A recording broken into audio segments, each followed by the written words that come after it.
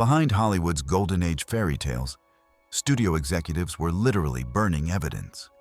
Shredding birth certificates, destroying photographs, and silencing witnesses to protect their most valuable stars. Tonight, you'll discover which icon's teenage daughter may have taken the blame for an act she didn't commit, which leading man was told his living mother was gone for 20 years, and which beloved star was forced into a staged marriage to save his career. Lana Turner and Cheryl Crane, the night that changed everything. Good Friday, April 4th, 1958. The Beverly Hills home of Lana Turner became a crime scene that would haunt the industry for decades. Johnny Stompanato, Turner's abusive boyfriend and known associate of gangster Mickey Cohen, was found lifeless in her bedroom from a knife wound. Turner's 14-year-old daughter, Cheryl Crane, immediately confessed. She told police she had grabbed a kitchen knife and ended his life to protect her mother from another beating. But what happened next reveals how completely studios controlled even fatal incidents. Before police had finished their investigation, Metro-Goldwyn-Mayer executives and lawyers arrived. They weren't there to comfort a grieving star. They were there to manage the narrative. Studio representatives controlled access to the bedroom. They consulted with Cheryl before police conducted their formal interview, coaching the traumatized teenager on exactly what to say and how to say it. A studio photographer was reportedly on scene before some detectives arrived, carefully documenting angles that would support the self-defense narrative. The speed of Metro-Goldwyn-Mayer's response suggests they had protocols for exactly this type of emergency, a playbook for managing celebrity crises involving violence. Cheryl was ruled justified, a daughter protecting her mother from documented abuse. The case closed with remarkable speed, and Turner's career survived. She was back on screen within months, starring in Imitation of Life, which became one of her biggest hits. But decades later, questions emerged. Some evidence suggested Turner herself might have wielded the knife, with 14-year-old Cheryl taking the blame because a juvenile couldn't be prosecuted as harshly. The knife evidence contained conflicting fingerprint reports never fully explained. Witnesses gave statements that didn't quite align with the official narrative. Discrepancies noted, but never investigated. The truth may have been decided in a Metro-Goldwyn-Mayer boardroom. The studio's control of the crime scene ensured we may never know for certain. What we do know, a 14-year-old girl either caused someone's demise or claimed she did. And Hollywood's most powerful studio made sure the story was told their way. If studios could control a fatal crime scene, imagine what they controlled when no police were involved. Loretta Young and Clark Gable. The Secret Child, 1935. Clark Gable was the undisputed king of Hollywood, earning more in a month than most Americans earned in a decade. Loretta Young was one of the industry's most bankable leading ladies, her devout Catholic faith central to her public image. When they traveled to Washington State to film The Call of the Wild, what began as an on-location romance resulted in a pregnancy that threatened both careers. Young faced an impossible choice: undergo an illegal procedure that could end her life, or watch her career implode in scandal. For a Catholic star in 1935, an out-of-wedlock pregnancy wasn't just a scandal, it was career annihilation. But Loretta Young chose a third path, one that required elaborate deception. Young announced she was taking an extended vacation to Europe. In reality, she remained in California, hidden away in a secret location as her pregnancy progressed. On November 6, 1935, she gave birth, but instead of bringing the baby home, Young placed her in an orphanage. Then, months later, she made a public announcement that shocked her fans. She had adopted a baby girl. The child's name was Judy. The adoption papers were immaculate forgeries created by studio legal departments with access to official forms. Hospital staff were paid handsomely for their silence, enough money to buy houses in some cases. Any records revealing the truth were quietly removed from files and destroyed. Judy Lewis grew up never suspecting the truth. But genetics are difficult to hide. She had Clark Gable's unmistakable ears, those distinctive features that had become one of his most recognizable trademarks. At 15, Judy saw a photograph of herself next to Gable and realized what her mirror had been telling her. She confronted her mother with the question that would haunt their relationship for decades. Is Clark Gable my father? Young denied it completely, maintaining the adoption story with such conviction that Judy questioned her own perception. For 31 more years, Young refused to acknowledge the truth, even as Judy struggled with depression and identity crisis. Young had Judy undergo cosmetic procedures on her ears, trying to eliminate the telltale Gable resemblance. The procedures were painful and unsuccessful. The genetic markers were too strong. Gable never publicly acknowledged Judy, though they met once when she was 15. He looked at her, saw his own features reflected back like looking in a mirror, and said nothing. The silence was its own answer. Only after Loretta Young's passing in 2000 did the full story emerge. Judy Lewis, by then a successful producer, wrote her autobiography revealing the truth her mother had denied for 66 years. Hospital records from Judy's birth were never found, likely destroyed by studio fixers to protect the secret that bound 3 people in a web of deception spanning 6 decades. Rock Hudson, the arranged marriage Rock. Hudson stood 6 feet 4 inches tall and possessed a smile that made audiences swoon. In 1955, he was Universal Pictures' most valuable asset, appearing on magazine covers nationwide. But Hudson was living a lie that grew more precarious every day. Confidential magazine, the era's most notorious scandal publication, had spent months gathering evidence about Hudson's relationships with men. They had photographs, witness statements, and documented proof. They planned to publish an expose in their next issue that would destroy his career instantly. In 1950s, Hollywood, being openly homosexual, wasn't just scandalous. It was professional elimination.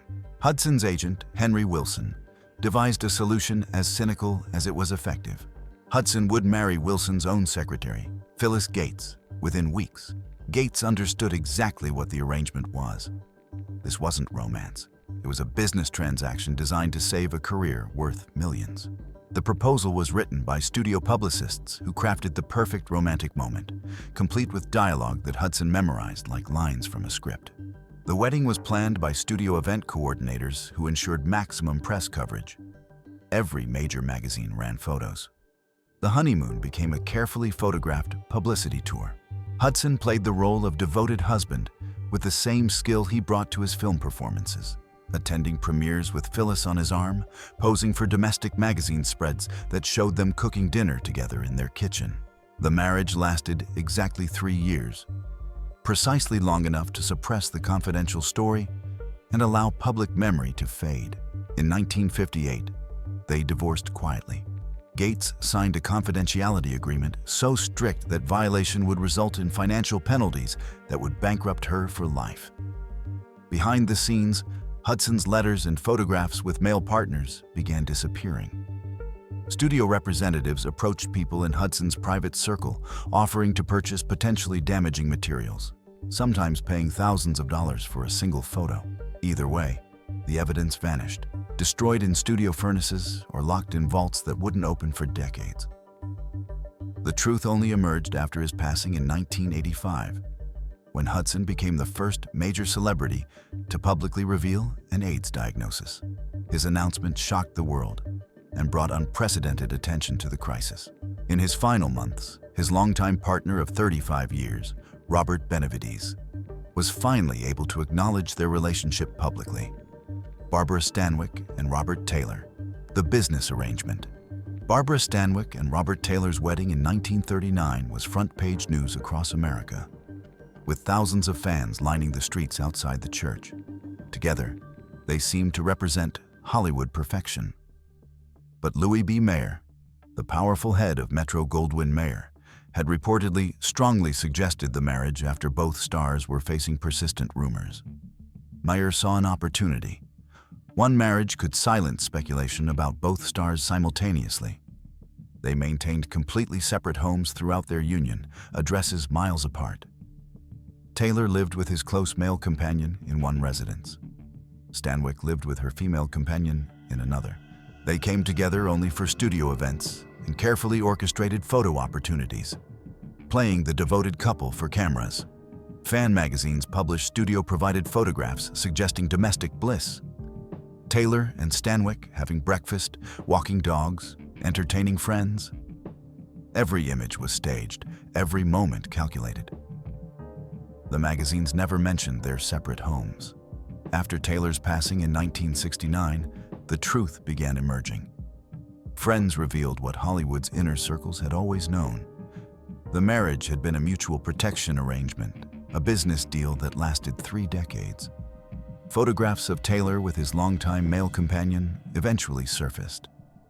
Images that existed for years but were never published during the studio era. Errol Flynn, the trial and the studio's influence. Errol Flynn embodied swashbuckling adventure on screen, his athletic grace making him Warner Brothers' most profitable star. With films like Captain Blood and The Adventures of Robin Hood, Flynn had become synonymous with heroic charm and daring escapades. But in 1942, Flynn faced charges that threatened not just his career, but his freedom. 2 teenage girls accused him of inappropriate conduct, and the case went to trial with damning evidence that filled newspaper headlines across the country. Warner Brothers hired Jerry Giesler, Hollywood's most famous and expensive defense attorney, whose fees alone could bankrupt most families. Giesler had built his reputation defending the seemingly indefensible, and his involvement signaled the studio's determination to win at any cost. But beyond the legal defense, the studio worked behind the scenes in ways that wouldn't emerge until decades later. One juror later admitted something that should have invalidated the entire trial. Studio investigators had contacted her before jury selection was complete, asking subtle questions about her opinions on movie stars and morality. These investigators worked to identify sympathetic jurors who might be predisposed to believe a charming movie star over unknown accusers. Medical records that might have corroborated the girls' accounts were never presented at trial. Their doctors claimed the records were incomplete or lost. Convenient timing that raised eyebrows among prosecutors, but was never thoroughly investigated. Flynn was acquitted on all charges after a trial that became a media sensation. The phrase "in like Flynn" entered American slang, a joking reference to his escape from what many believed was certain conviction.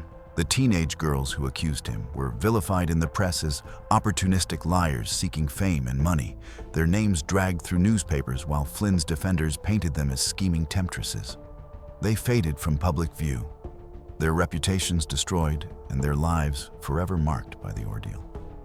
Flynn returned to making movies, his star power barely diminished, continuing his reign as Hollywood's swashbuckling hero as if nothing had happened. William Desmond Taylor, The Unsolved Mystery, February 2nd, 1922. William Desmond Taylor, one of Hollywood's most successful directors, was found lifeless from a firearm wound in his Los Angeles bungalow. Taylor had directed some of the silent era's biggest stars and was considered one of the industry's most respected filmmakers. It should have been treated as any other crime scene. But before police arrived, Paramount Pictures executives entered Taylor's home, an extraordinary breach of protocol that would compromise the investigation from the very beginning. Neighbors testified they saw studio representatives carrying armfuls of items out of the house in the early morning light, moving with urgent purpose before authorities could secure the scene. When detectives finally gained access hours later, the scene had been thoroughly disturbed. Drawers stood open, papers scattered everywhere, and the room looked nothing like it had when Taylor's body was first discovered. The executives later admitted taking letters and photographs from stars Mary Miles Minter and Mabel Normand, claiming they were protecting reputations from scandal. Both actresses had been romantically linked to Taylor, and their correspondence could have damaged their careers if made public. But what else was taken? Crime scene photos show obvious gaps where items had been. Empty spaces on shelves, missing contents from drawers. Studio executives never provided a complete inventory of what they removed, and detectives were left to piece together a crime scene that had already been sanitized. For over 100 years, Taylor's violent demise has remained unsolved, one of Hollywood's most enduring mysteries. The removed evidence might have identified the perpetrator, might have provided the crucial clue that would have solved the case. Instead, Paramount ensured the truth would be lost forever, prioritizing the protection of their valuable stars over justice for a man who had helped build their studio. The message was clear. Studio interests came before justice, even when it meant letting someone responsible for taking a life walk free. If you're stunned by how deeply studios controlled everything, even what stars believed about their own families, subscribe now. These secrets only get darker. And the next story reveals a deception that lasted 2 decades. Cary Grant, the mother he thought was gone. Cary Grant projected sophistication and unflappable confidence on screen, becoming one of Hollywood's highest-paid actors. But the man born Archibald Leach in Bristol, England, carried a wound that shaped his entire life. When Archie was 9 years old in 1913, his mother Elsie disappeared from their home without explanation. His father told the boy Elsie had passed away. The boy grieved for a mother he was told he'd never see again, carrying that loss into adulthood like a stone in his chest. In 1935, at age 31, and at the height of his fame, Grant received a letter from his father that shattered everything he believed. Elsie wasn't gone at all. She had been committed to Fishponds Asylum near Bristol in 1915. His father had her declared legally deceased to avoid the stigma of mental illness and to free himself to remarry.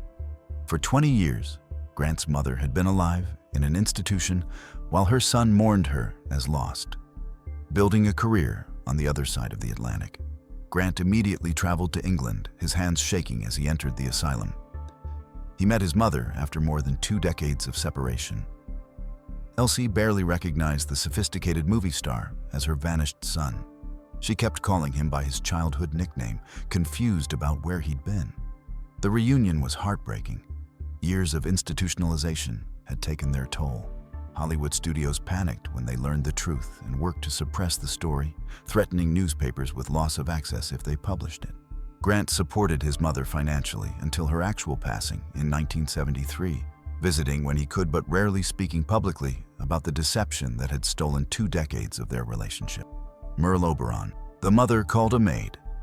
Merle Oberon captivated audiences with her exotic beauty and refined British accent, becoming one of Hollywood's most sought-after actresses. Studio publicity described her as descended from Tasmanian aristocracy, complete with fabricated family trees. Thus, every detail was fiction. Merle Oberon was born in Bombay, India, in 1911. Her mother, Charlotte, was of Anglo-Indian descent, a mixed racial background that would have ended Oberon's career instantly if revealed in Hollywood's strictly segregated system. Studios chose Tasmania for her fictional background because a fire had destroyed all birth records there, making verification impossible. When reporters tried to confirm details about her aristocratic Australian family, they hit dead ends. The lie was genius in its simplicity, impossible to verify, impossible to disprove. But Oberon faced a more immediate problem: what to do about her mother. The solution was crushing. When Oberon brought Charlotte to California, she introduced her as her maid named Maria. Charlotte moved into the servant quarters of her daughter's mansion, while her daughter lived in luxury mere yards away. For years, Charlotte served tea to her daughter's guests, never acknowledged as family, standing silently while her daughter entertained. Oberon underwent painful treatments to lighten her complexion, procedures involving harsh chemicals that left her skin sensitive to certain lighting for life. She worked with cinematographers to ensure specific lighting that would minimize any hint of her true background, demanding soft focus and careful angles in every film. When Charlotte passed, she was buried quietly in a pauper's section with no public acknowledgement. The woman who had given birth to her and raised her was erased completely from the official narrative. No obituary mentioned Merle Oberon was her daughter. Joan Crawford, the brother who disappeared. Joan Crawford represented glamour and self-made success, one of Metro-Goldwyn-Mayer's biggest draws. The studio marketed her as a woman who had risen from privilege to even greater heights. The woman born Lucille Fay LeSueur in San Antonio, Texas, had risen from poverty. When Metro-Goldwyn-Mayer signed her, they created an elaborate false biography. Wealthy family, private schools, European finishing schools, and changed her name through a fan magazine contest that generated nationwide publicity. The manufactured history worked perfectly until the mid-1930s, when Crawford's brother, Hal LeSueur, appeared in Hollywood. Hal knew the truth about their actual childhood: the poverty, the abuse from their stepfather, the reality that contradicted every element of her official biography. And he wanted money. Metro-Goldwyn-Mayer paid Hal a substantial sum, reportedly enough to buy a ranch and live comfortably for decades. To move to Montana, change his name to Hal Hove, and never contact her again. Crawford never publicly acknowledged having a brother, editing him out of her life as completely as if he'd never existed. When interviewers asked about siblings, she said firmly, "I have no brother." Rita Hayworth, the trauma Hollywood buried. Rita Hayworth became Hollywood's love goddess. Her image as Gilda defining sultry glamour for an entire generation. Men lined up at theaters to see her. But behind the carefully constructed image was a woman carrying trauma that would haunt her. Born Margarita Carmen Cancino, Rita began performing as a child in her father Eduardo's dance act. From age 12 to 16, young Margarita danced alongside her father in Tijuana nightclubs and border town venues until 2 in the morning, often the only child in spaces filled with drinking, gambling, and adult entertainment. Years later, she revealed to husband Orson Welles what had happened during those tours. Eduardo Cancino had violated his daughter in ways that betray the most sacred trust between parent and child. Welles, upon learning the truth, was furious. He wanted to confront Eduardo, to expose what had been done to the woman he loved. Columbia Pictures intervened immediately. Studio lawyers met with Welles and delivered a clear message. If he pursued this, Rita's career would be destroyed. They would paint her as unstable, suggest she was fabricating stories, destroy her credibility and earning power. The studio that had built Rita Hayworth into a star, making millions from her films, would tear her down just as efficiently. Eduardo Cancino was never charged. He lived out his life without consequences. Protected by a studio that valued Rita's earning potential, millions in box office revenue, more than her need for justice. Rita's famous line took on a darker meaning. "They go to bed with Gilda and wake up with me." She spent her career performing, creating fantasy images while carrying childhood trauma Hollywood helped bury. The sultry confidence she projected masked a woman whose father had stolen her innocence and whose studio had protected her abuser. Frances Farmer, The Destroyed Records. Frances Farmer represented intelligence and independence in an era when Hollywood preferred its women beautiful and compliant. By 1943, after clashing repeatedly with Paramount executives who wanted her to play by their rules and stop discussing politics, Farmer was committed to Western State Hospital. The Farmer disappeared from public view for years. When she emerged, she was profoundly changed. The intelligent, fiery actress who had debated politics and read philosophy had become subdued, almost hollow. She had gaps in her memory about her time in the institution, entire months she couldn't recall, blank spaces in her life. In the 1960s, Farmer tried to obtain her own medical records, exercising her legal right. The hospital claimed they had been destroyed in a routine records purge. Standard procedure, they said. Yet records from other patients at Western State during the same period had been carefully preserved in filing cabinets, cataloged and intact. Whether Farmer actually received a lobotomy remains disputed. But the selective destruction of her records while others were preserved suggests something happened during her institutionalization that powerful people wanted kept hidden forever. Jean Harlow, the studio that wouldn't intervene. Jean Harlow represented platinum blonde glamour in the 1930s, one of Metro-Goldwyn-Mayer's biggest moneymakers. By September 1937, at just 26, she collapsed on the Saratoga set opposite Clark Gable, clearly seriously ill. Crew members watched in horror as she fell. Harlow's mother, Mama Jean, was a devout Christian Scientist who believed in prayer healing rather than medical intervention. When her daughter collapsed, visibly suffering and crying out in pain, Mama Jean refused to allow doctors to examine her. She insisted that prayer and faith would heal whatever afflicted Jean. For days, as cast and crew watched in growing alarm, Harlow deteriorated while her mother stood guard, barring medical professionals from the house.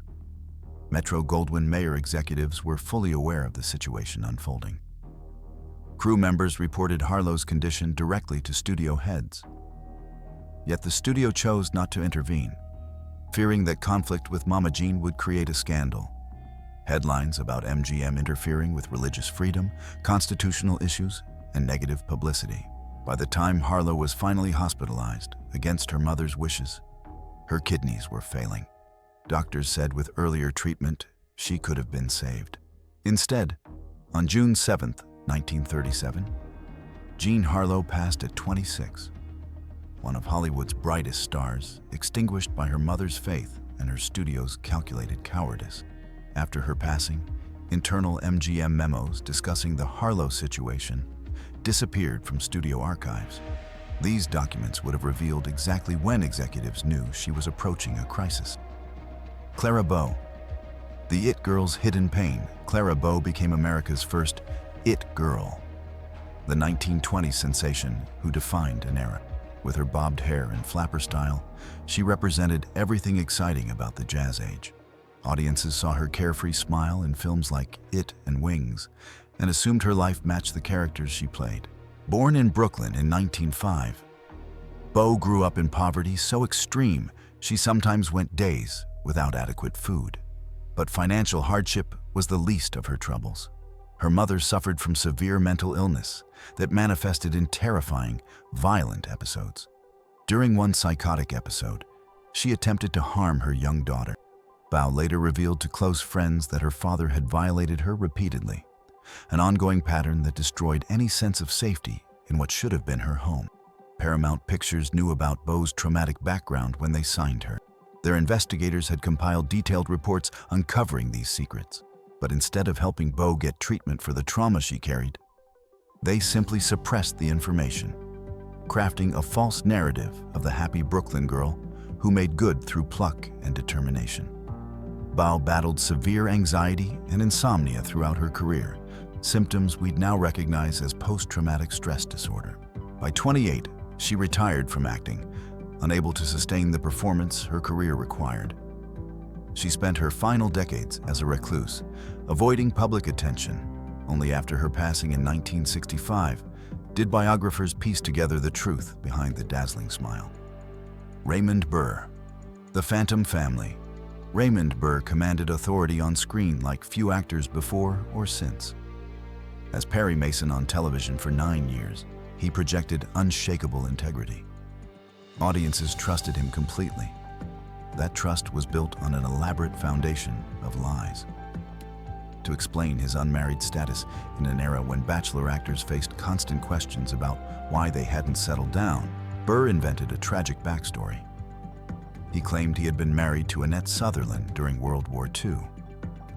According to Burr's detailed account, Annette had perished in a plane crash overseas, along with their young son who later succumbed to leukemia after a long battle.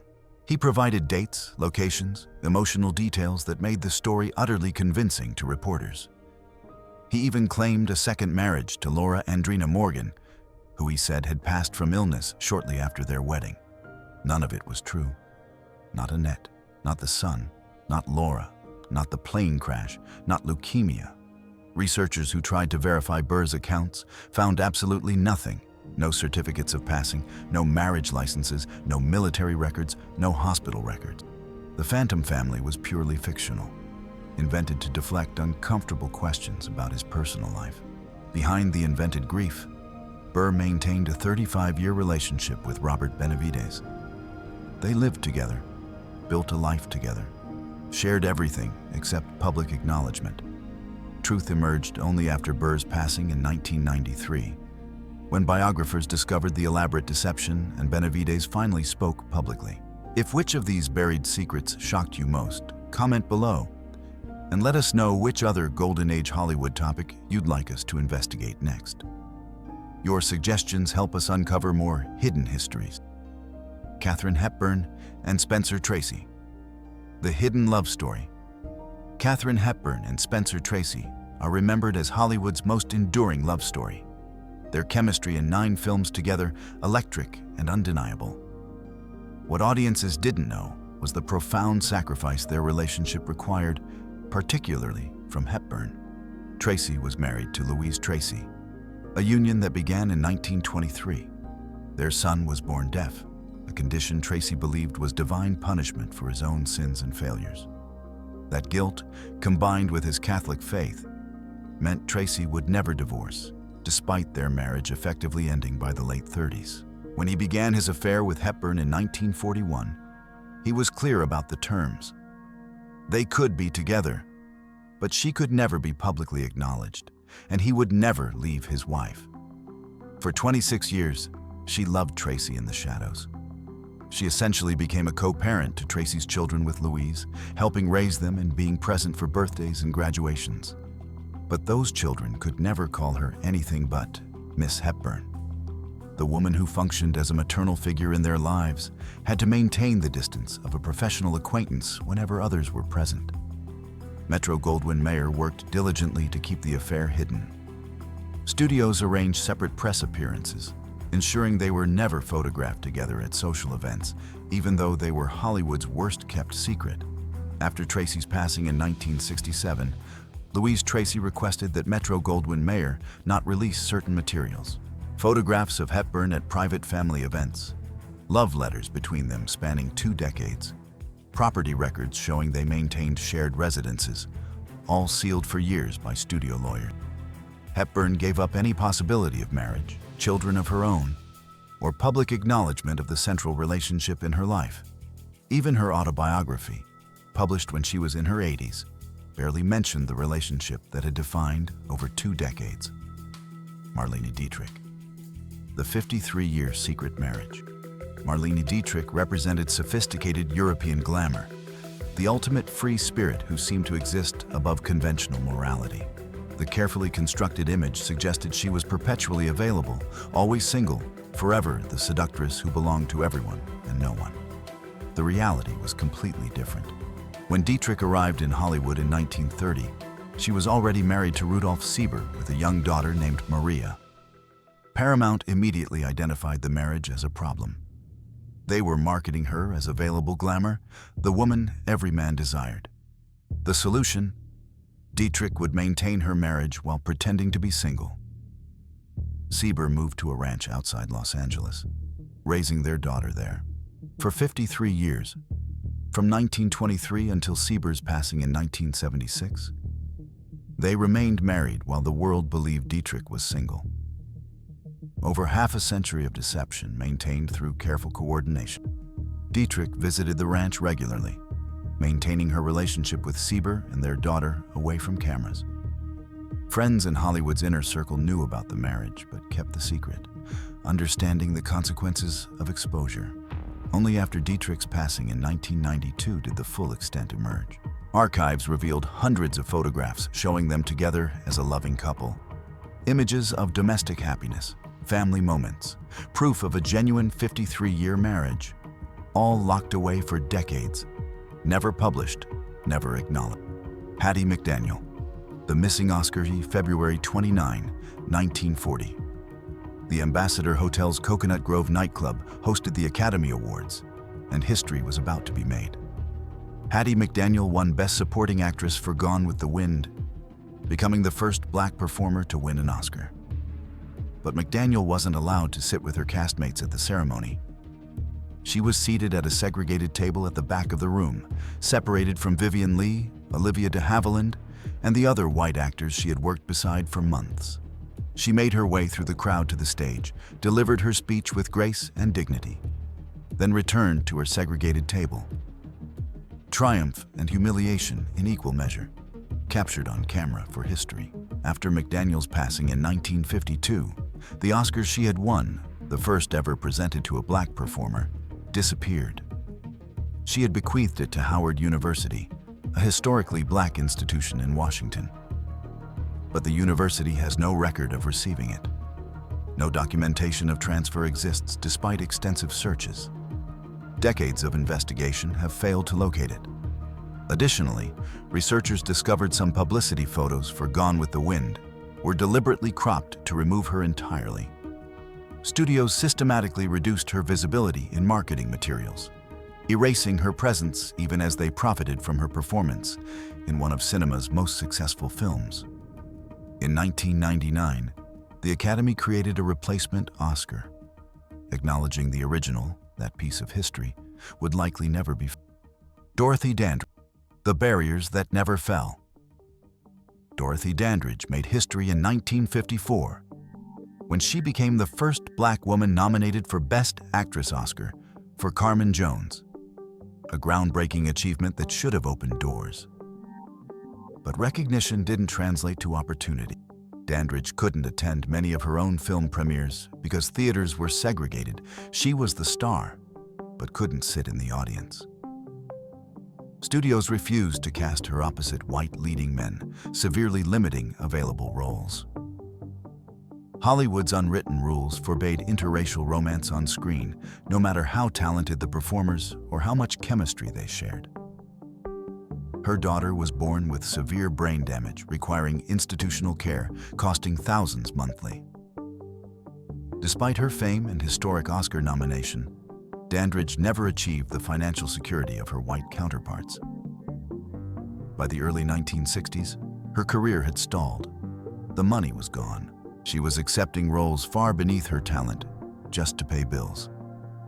On September 8, 1965, Dorothy Dandridge was found lifeless in her West Hollywood apartment from an overdose of antidepressants. She was 42 and nearly penniless. The woman who had broken Hollywood's color barrier passed with her potential unrealized because the industry never fully accepted her. After her passing, Dandridge's personal papers mysteriously disappeared. Letters, journals, photos documenting her life vanished without explanation. Her family tried desperately to recover them, but hit dead ends everywhere. Ingrid Bergman, The 7 Years of Exile. Ingrid Bergman embodied wholesome virtue in 1940s Hollywood, America's favorite representative of moral goodness. In 1949, Bergman traveled to Italy to work with director Roberto Rossellini. When she became pregnant with his child, while still married to Dr. Peter Lindstrom, the news broke with explosive force. Colorado Senator Edwin C. Johnson took to the Senate floor to denounce her as Hollywood's apostle of degradation and a powerful influence for evil, calling for her banishment from American screens. Churches organized boycotts. Hate mail flooded in from fans who felt personally betrayed, thousands of letters calling her every name imaginable. She was effectively exiled from Hollywood for 7 years, 7 years of lost opportunities and destroyed momentum. Her return came in 1956 when she won the Oscar for Anastasia, filmed in Europe. But 7 years of exile couldn't be reclaimed. Male stars did similar things, had affairs, left wives, fathered children out of wedlock, without facing anything resembling this punishment. The double standard was stark and undeniable. Jean Tierney, the woman who broke quarantine. Jean Tierney captivated audiences with her ethereal beauty in films like Laura and Leave Her to Heaven. In 1943, while pregnant with her first child, she made patriotic appearances at the Hollywood Canteen, where servicemen could meet movie stars. During one appearance, she met a female fan who had broken quarantine to attend. The woman had rubella, but was so desperate to meet Tierney that she ignored medical orders to stay home, sneaking out of her house. Weeks later, Tierney contracted rubella. Her daughter Daria was born deaf, partially blind, and severely developmentally delayed, requiring institutional care costing thousands per month for life. Tierney's mental well-being deteriorated rapidly as she processed the devastating reality. Her daughter's disabilities were completely preventable. Years later, at a Hollywood party, a woman approached Tierney with startling familiarity, saying she had been the one at the Hollywood Canteen who broke quarantine because she just had to meet Jean Tierney. She spoke as if sharing a charming story, apparently unaware she had destroyed Tierney's life and her daughter's future. Tierney tried desperately to learn the woman's identity so she could confront her, perhaps pursue legal action. But the name was never confirmed. Event guest lists from Hollywood Canteen that might have helped identify attendees disappeared from studio archives, making verification impossible. Studios suppressed the story, fearing backlash against fan culture and the morale-boosting canteen program that was helping the war effort. Bing Crosby, the family man facade. Bing Crosby's voice defined American music for a generation. his warm baritone making him one of the most beloved entertainers of the 20th century. Paramount marketed him as the ultimate family man, wholesome and devoted. What audiences didn't see was Crosby's first family, 4 sons from his marriage to Dixie Lee. Those sons grew up with a father who was harsh and emotionally distant, according to their later testimony and court record. After Crosby's passing in 1977, son Gary published a memoir titled Going My Own Way, Exposing the Abuse. Beatings with a belt, impossible standards no child could meet, psychological torment that left lasting scars. 2 of Gary's brothers, Dennis and Philip, later confirmed parts of his account in interviews. The 3rd brother, Lindsay, ended his own life in 1989. 2 of 4 sons taking their own lives suggests the depth of damage inflicted by years of abuse. Researchers examining Paramount archives found evidence of systematic minimization of Crosby's first family in publicity materials. Deliberate editorial decisions to hide them while promoting his happy second family with young wife Catherine. If these buried family secrets revealed a Hollywood you never knew existed, please like this video and share it with anyone who loves classic film history. These truths deserve to finally be told. Jack Nicholson, the sister who was his mother. Jack Nicholson has always projected confident self-knowledge, playing characters who seem to understand themselves completely. That makes what happened in 1974 remarkable. Discovering everything about his identity was false. In 1974, Time magazine researchers preparing a cover story on Nicholson discovered a shocking truth while verifying biographical details. June wasn't Jack's sister. She was his mother. June had become pregnant at 17 in 1937, an unwed pregnancy carrying devastating stigma. Ethel, actually Jack's grandmother, claimed the baby as her own to protect the family from shame. They fabricated their roles so convincingly that Jack never questioned it for 37 years of his life. Both women had passed before Jack learned the truth. Ethel in 1970, June just weeks before the Time researchers contacted him, robbing him of the chance to ask why they'd maintained the deception for nearly 4 decades. The women who could have explained their reasons took them to their graves. Bobby Darin, the sister who was his mother. Bobby Darin embodied youthful confidence and ambition, his career meteoric as he moved from teen idol to serious performer. Born Robert Walden Casado in 1936, he grew up believing Polly Casado was his mother and Nina was his older sister. In 1968, when Darin was 32 years old, his sister Nina finally told him the truth after years of keeping the secret. She was his biological mother. Polly, the woman he'd called mother his entire life, was his grandmother, who had claimed the baby as her own. The revelation devastated him. Friends reported he was never quite the same person afterward, abandoning his teen idol image almost overnight and questioning everything about his identity. The timing carried its own tragedy. Darin had been born with rheumatic fever that severely damaged his constitution. Doctors told him he wouldn't live past 30. He'd beaten that prognosis. But time was still running out.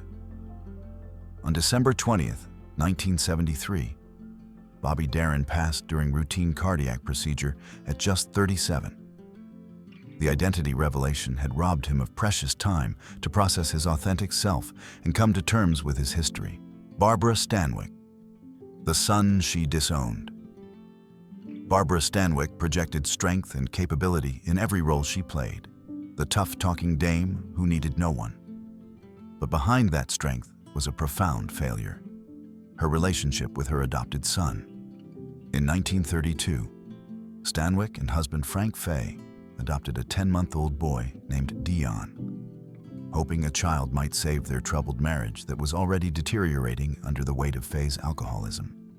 When they divorced 3 years later, Stanwyck gained custody and faced raising him alone while maintaining her demanding career schedule. Despite genuine efforts, according to friends, the relationship became increasingly strained as Dion grew older. By adulthood, mother and son were estranged, barely speaking. In a rare interview in the 1960s, When asked about her son, Stanwyck said curtly, "I have no son." 3 words that ended the conversation and revealed the depth of their breakdown. After Stanwyck's passing in 1990, her will revealed the complete extent of estrangement. She left Dion only $5,000 from an estate worth millions, barely enough for a used car. The bulk of her fortune went to her longtime publicist, close friends, and various charities. Her final act was ensuring he knew exactly how little she valued him, even in the end. Rita Moreno, the toxic romance Hollywood encouraged. Rita Moreno became the first Latina actress to achieve major Hollywood recognition, her talent undeniable in films like The King and I and West Side Story. But behind her rising career was a relationship that nearly destroyed her, one that Hollywood actively encouraged because it created publicity gold. In 1954, Moreno began a relationship with Marlon Brando that would span 8 tumultuous years. Brando was Hollywood's most electric talent, and studio publicists saw their pairing as perfect marketing material. What they ignored, or worse, what they deliberately overlooked, was that Brando was emotionally abusive, serially unfaithful, and psychologically manipulative. Moreno later revealed the relationship drove her to attempt ending her own life in 1961. She overdosed on sleeping pills in Brando's home after discovering yet another affair. Brando found her and called for medical help, but according to Moreno's later accounts, he seemed more concerned about potential scandal than her well-being. Studio executives at both MGM and Columbia knew about the toxic dynamic. Friends and colleagues reported the situation to studio heads, describing Moreno's visible distress and Brando's cruel treatment. But the studios saw only valuable publicity. Every photo of them together sold magazines. Publicists actively encouraged them to attend events as a couple, knowing the attention it would generate. No one intervened.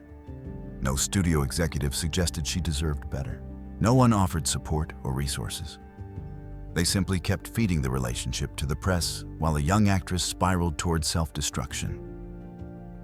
Moreno eventually ended the relationship in 1962 and married Leonard Gordon, finding stability at last. But she carried the scars for life.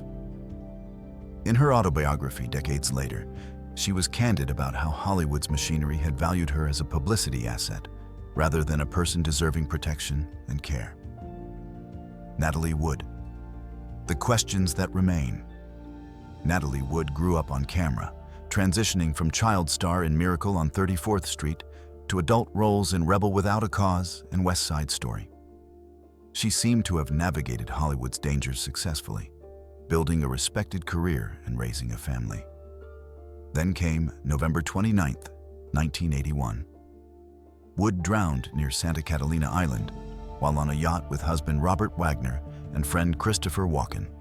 The official ruling, accidental drowning, but questions emerged almost immediately and have never been satisfactorily answered. Wood was terrified of dark water, a fear so profound that she required body doubles for water scenes throughout her career. Friends knew about this phobia. Family members knew. Yet on that November night, she somehow ended up in the ocean in darkness, wearing a heavy jacket and nightgown. Witnesses reported hearing arguing on the yacht before Wood disappeared. The timeline provided by Wagner had inconsistencies that investigators noted but never fully pursued. The boat's captain, Dennis Darin, changed his account multiple times over the years, each version containing new details that contradicted earlier statements. In 2011, the case was reopened. The coroner changed the cause of death from accident to drowning and other undetermined factors, acknowledging unexplained bruises on Wood's body. But by then, decades had passed, evidence had degraded or disappeared, memories had faded or been shaped by time. Studio connections played a role in the initial investigation. Warner Brothers, where Wood had been under contract for years, had resources and relationships with law enforcement. Phone records from the yacht that might have revealed who made calls that night were never thoroughly examined. The investigation wrapped quickly, too quickly for such suspicious circumstances. What really happened on that yacht may never be known with certainty. But the speed with which the case closed, the inconsistencies that went unexplored, and the missing evidence all suggest a familiar pattern. Hollywood protecting its own, even when justice demanded answers. Montgomery Clift, the accident that changed everything. Montgomery Clift represented a new kind of Hollywood masculinity in the 1950s, sensitive, vulnerable, intensely method-focused. His performances in films like A Place in the Sun and From Here to Eternity revealed emotional depths that made him one of the most respected actors of his generation. Then came May 12, 1956. Leaving a dinner party at Elizabeth Taylor's home, Clift crashed his car into a telephone pole. The accident shattered his face, breaking his jaw and nose, damaging his teeth, and causing severe lacerations that would require extensive reconstructive procedures. Taylor, following behind him, pulled teeth from his throat to prevent him from choking on them, possibly saving his life in those critical moments. But the accident marked more than physical trauma. It became the dividing line in Clift's career, before and after. Studios had tolerated his difficult behavior and drinking when he was at his peak. After the accident, when his looks were altered and his performances affected by chronic pain and increased substance dependence, the patience evaporated. Paramount executives privately discussed terminating his contract for The Young Lions, the film he was scheduled to begin. Only director Edward Dmytryk's insistence kept Clift employed. For subsequent films, studios carried extra insurance specifically for him, an industry practice reserved for actors considered unreliable risks. The message was clear. He was damaged goods now.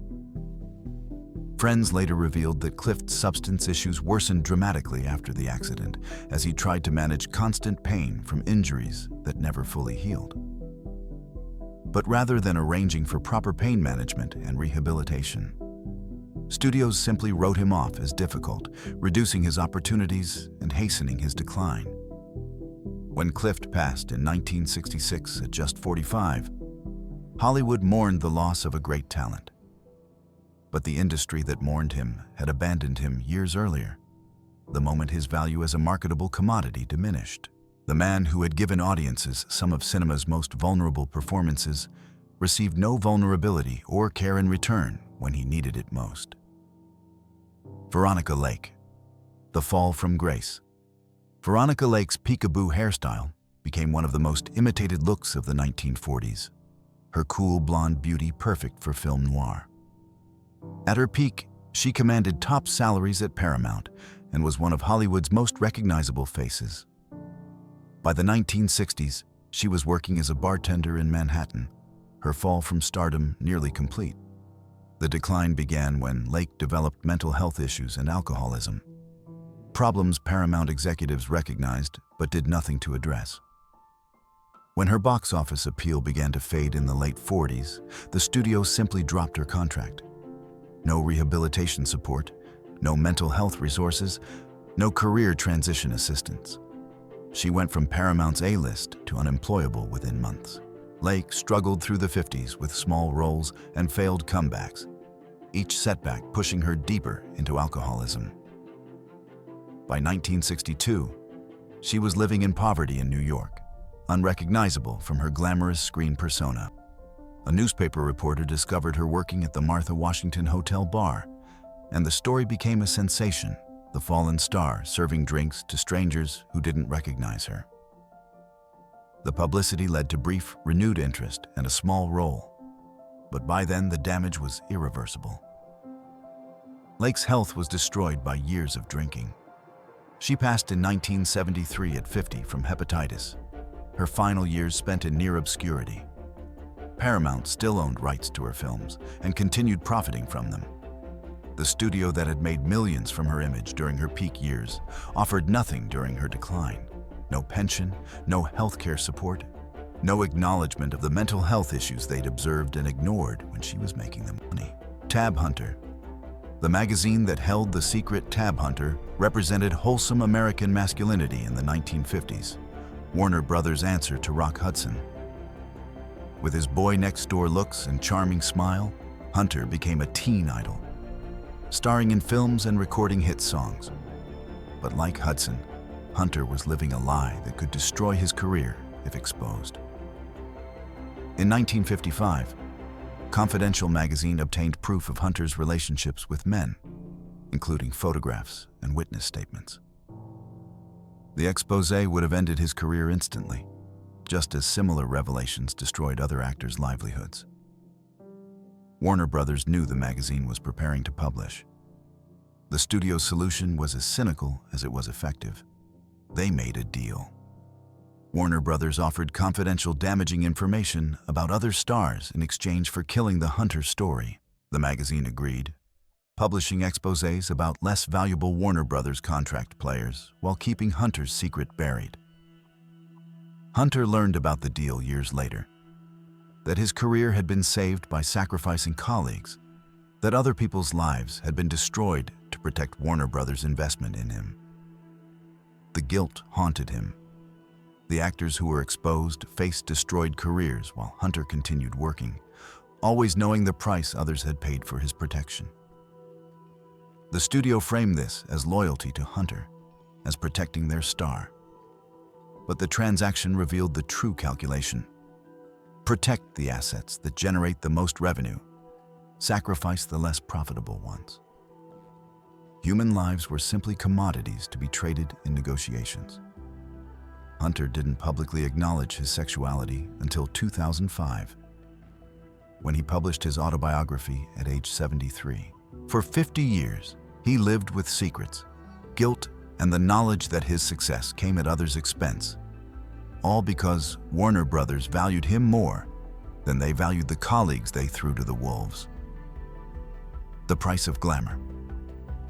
These 30 stories represent only a fraction of the secrets hidden behind Hollywood's golden facade.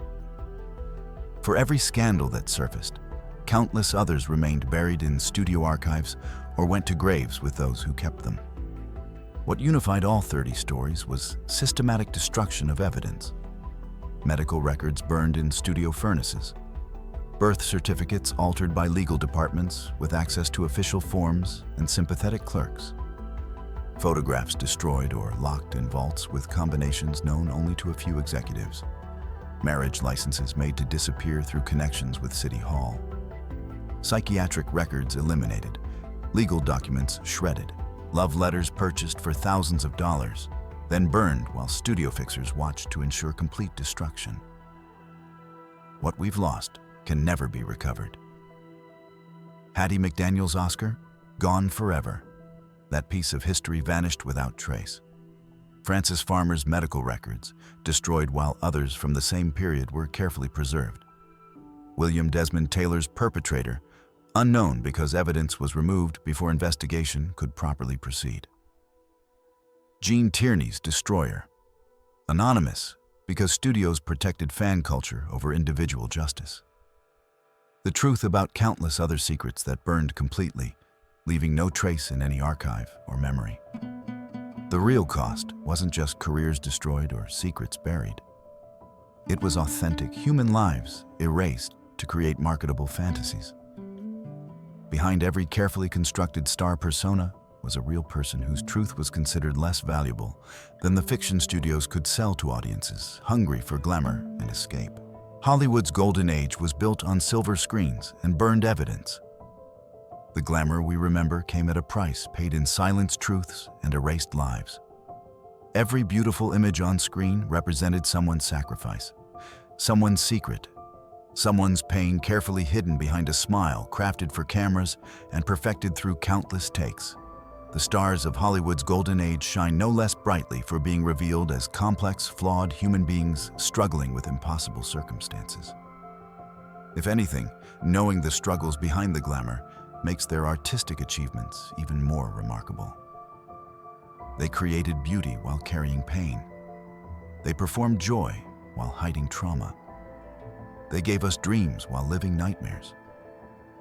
That's not a lessening of their legacy. It's a deepening of our understanding of what it cost them to give us the magic we still cherish today. Until next time, this is Golden Age Files, where we recover the stories studios tried to make disappear forever. Subscribe to this channel. Share these stories with others who love classic films but may not know the truth behind the glamour. And leave a comment telling us which other Golden Age Hollywood secrets you'd like us to investigate. These stories deserve to be told, remembered, and honored for the human truth they represent.